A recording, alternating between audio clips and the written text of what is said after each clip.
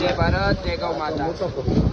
આજે ભાભર તાલુકાના 54 ગામમાંથી સર્વ ગૌ ભક્તો પધાર્યા હતા અને આપણે આખા ભારતનું જે ગૌ સેવા સમિતિનું જે આયોજન છે એના વિશે આજે બધાને માર્ગદર્શન આપવા અને હરેક ગામડાને સાથે મળી બધાની સહીઓ લઈ અને બધાને સરકારશ્રીને એક આવેદન પત્ર માટે તૈયારી કરી રહ્યા છે।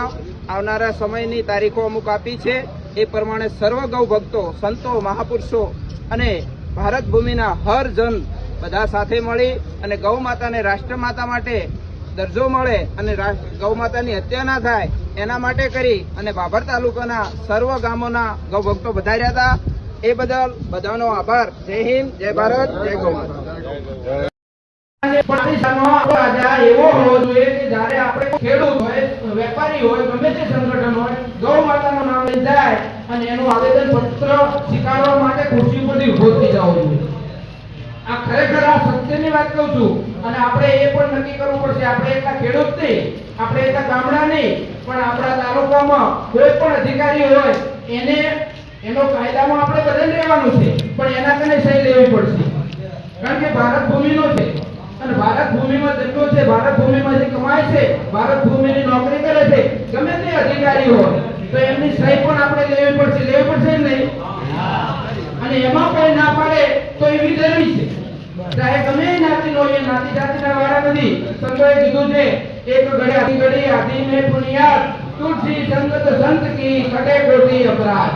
જેને અપરાધ કાપવા છે તો કાયદા શરણમાં જવું પડશે, જેને જીવન સાચું જીવવું છે તો કાયદા શરણમાં રહેવું પડશે અને જે કાયદા શરણમાં રહેશે, કાયદા વિચારોમાં રહેશે એને કોઈ દાડો આવનારી પેઢીમાં ખોટ આવશે નહીં, એમના ભંડાર ભર્યા રહેશે, કોઈ દાડો ખાલી થાય નહીં। પણ અત્યારે શાસ્ત્રીજીએ કીધું કે આપણે આનો વાત નથી પણ આગળ જવું છે તો શું કરવું? એ વેતરણી નદી પસાર કરવી છે તો એને સમજવું પડશે, વેતરણી નદી એટલે માનવ જન્મ। જ્યારે માના કોખમાંથી જન્મ લેવો એને વેતરણી નદી કીધી છે। નરક સરક કોઈ આકાશ કે પાતાળ કે દરિયા કે આર કે પાર નથી। જેને જન્મ ન લેવો હોય, મોક્ષ પામવો હોય તો જ આ ગાયની સેવા કરવાની। અને જેને ખોટી રીતે જન્મ લેવા છે, ભટકવું છે, અહંકારમાં, અભિમાનમાં, ક્રોધમાં, લોભમાં, લાલચમાં ફસાવું છે, એને ગાયની સેવા કરવાની જરૂર નથી। અને આ જે સેવા કરશે ગાયની એનો મોક્ષ થશે।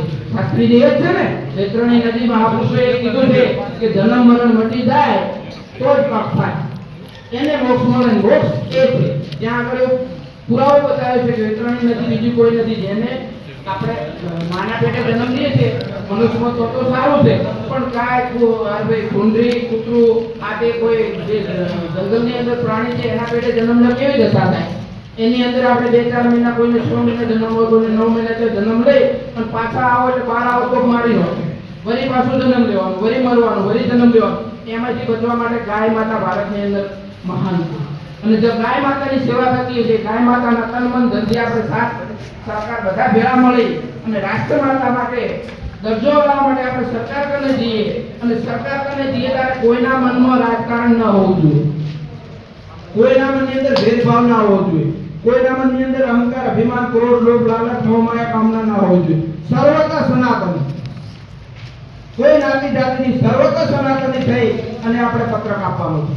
અને એની અંદર શાસ્ત્રીજીએ કીધું કે આપણે કોઈને વિરોધ નથી કરવાનો, કોઈ ગાડી હળગાવે, કોઈ પેલું કરવું કે કઈ તકલીફ આપી કે સરકારે આપણી છે ત્યાં જાશો કોઈ નુકસાન કરશો તો એ આપણું જ છે, એટલે નુકસાન કોઈએ કરવાનું નથી, પણ સાથે મળી અને આપણી જવાબદારી આગળ બધા કરે કામ થાય, પણ આપણા 54 ગામની જવાબદારી આપણી છે, એટલે આપણે બધાએ જાગી એક પણ સહી ન રહી જાય, નાના માણસથી મોટા સુધી જઈ અને સહીઓ લઈ અને કમ્પ્લીટ આપો એટલે ઓટોમેટિક સિસ્ટમ બદલી જશે અને ગાય માતાને રાષ્ટ્રમાતા જાહેર કરવી પડશે। આપણે બધા કરીશું ને? તો એક જોરદાર જય બોલાવીએ કે ગૌ માતાને રાષ્ટ્રમાતા બનાવવા માટે હું ખાલી કોઈ ગૌ માતા નહીં તો તમારે કહેવાનું રાષ્ટ્રમાતા બનાવો, ગૌ માતાને રાષ્ટ્રમાતા બનાવો, ગૌ માતાને રાષ્ટ્રમાતા બનાવો, ગૌ માતાને રાષ્ટ્રમાતા બનાવો। જય હિન્દ, જય ભારત, જય ગૌ માતા।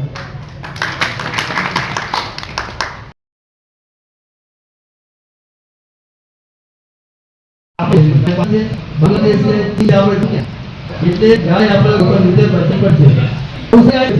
તેનામાંથી 14,000 ગાયો થઈ છે. ગાયો મારી પડે અકસ્માત થાય તો એ ગાયો ઓછી થાય છે. આજે ગામમાંથી ગાયો કટાવવા માટે લોકો ભેજાઈ જાય. અમે જોઈએ છે કે જે બળદ જે આપતા હોય છે 10-15 દિવસ પછી જોવા મળતા નથી. જો આ બધું બંધ નહીં કરાવી તો આપણે હિન્દુઓને મતલબ જીવવાનો અધિકાર નથી વધતા. આપણે હિન્દુ તરીકે ગાયને રાષ્ટ્રમાતા કેમ જાય? ગાયને કતરાખાને ચલાવવાનું કતરાખાના બંધ એમ બંધ ન થાય. તો મોરને કોઈ મારી શકે છે? મોરને પકડે, મોરને કેટલી સજા છે? સમજો ગાયને વિશેષ મળશે આખા રાષ્ટ્રનો તો ગાયને કોઈ મારી શકે નહીં. ગાય રકમથી ભરશે નહીં, ગાયથી કરશે નહીં. કારણ કે પછી જો તમે ગાયને મારશો, ગાયને કાઢ્યું તો મોટી સજા હશે, તો પછી બધા બીયા છે. એટલે આ ગાયને રાષ્ટ્રીય સન્માન માતા જાય એટલું કહે છે તો રાષ્ટ્રીય સન્માન એને કરે.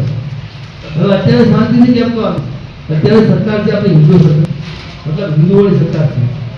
હવે એમને કઈ કરવું છે પણ આ આપણો દેશ છે. આપણા દેશમાં જો કેવા કેવા માણસો છે બધા, ત્યાં બાંગ્લાદેશમાં ગાય ખુલ્લે કપાય છે, પછી દક્ષિણના રાજ્યોમાં ગાય કાપવાની મનાઈ નથી. એટલે મોદી સાહેબને આ બધાને મનાવવા ખૂબ ટાપવું. એટલે આખા દેશમાંથી એક સાથે માંગ આવે નાગરિકોની કે ભાઈ ગાય માતાને વિશેષ દરજ્જો આપો, તો સરકાર વિચારી શકે અને સંસદમાં કહી શકે કે ભાઈ આખા દેશમાંથી માંગ આવી છે, હવે કંઈક ગીતાનો સમય આવી ગયો છે. જો આપણે માગણી નહીં કરીએ તો સરકાર ક્યાં થશે? આપણા ઘરે ખાવું હોય ને તો મા પાસે માગીએ તો મા આપે છે. એટલે આપણે ત્યાં મોદી સાહેબને તો આ બધું કરવું છે, તો આખા દેશમાંથી માગણી જાય તો નહીં થાય.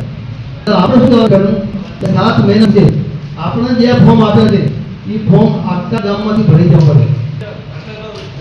આ બીજા ઘટે બીજા ઘટે તમારે એની જરૂર લેવાની. ખર્ચો થાય ને તો ખર્ચો માગો તો ખર્ચો વળતાય માગી દેવો, પણ ગામમાંથી કોઈ વ્યક્તિની સહી ના રહેવી પડે. 30 એપ્રિલ સુધી આપણે દરેક ગામની સહીઓ થઈ જવી જોઈએ અને 30 એપ્રિલ સુધી એ બધા ફોર્મ સર્કિટ અમારે પહોંચાડી દેવાના. 7 મહિના દિવસે આપણે ભાભર તાલુકામાંથી જેટલા બનેલા અધિક ભક્તો આવે અને બધા આપણે નામધૂન કરતા કરતા કે પ્રેમથી મમતા ઉપર જઈશું. અને એક વિનંતી પત્ર છે કે વિનંતી પત્ર આપણા દેશના વડાપ્રધાન, આપણા દેશના રાષ્ટ્રપતિ, આપણા ગુજરાતના મુખ્યમંત્રી અને ગુજરાતના રાજ્યપાલ, આ 4 વ્યક્તિઓને આપણે વિનંતી પત્ર લખશું કે તમે ગૌ માતાને રાષ્ટ્રીય દરજ્જો આપો. રાષ્ટ્રીય દરજ્જો આપશે એટલે ઓટોમેટિક ગૌ હત્યા બંધ થાય. એટલે આપણે વિનંતી પત્ર બોલવાનું છે. આમાં કંઈ આપણે તોફાન કે એવું કંઈ કરવાનું નથી. શાંતિથી જઈ અને આપણે ઘણા માણસો હોય અને ઘણી સ્ત્રીઓ હોય તો એને થોડું વધ પડે. એટલે આપણે ધ્યાન રાખી કે આપણા ગામમાં કોઈ સહી ચૂકી ન જાય. આ સેના છેલ્લો તબક્કો છે ગાય બચાવવા માટે, બરાબર? હા, દેવતાવાનું છે. એટલે આપણે બધા જેમ બને બધા પ્રયત્ન કરીએ. બીજું આ બધા એક ખાલી 2 દિવસનો ફોન કર્યો, ફોન માટેથી બધા કામ સમય વગાડીને આવ્યા છો એ માટે આ બધાનો ખૂબ ખૂબ આભાર. અને ગૌ માતા આપણને બધાને સુખી રાખે એ ભગવાનને ગૌ માતાને પ્રાર્થના. બોલો ગૌ માતા કી જય. બોલે ગૌ માતા કી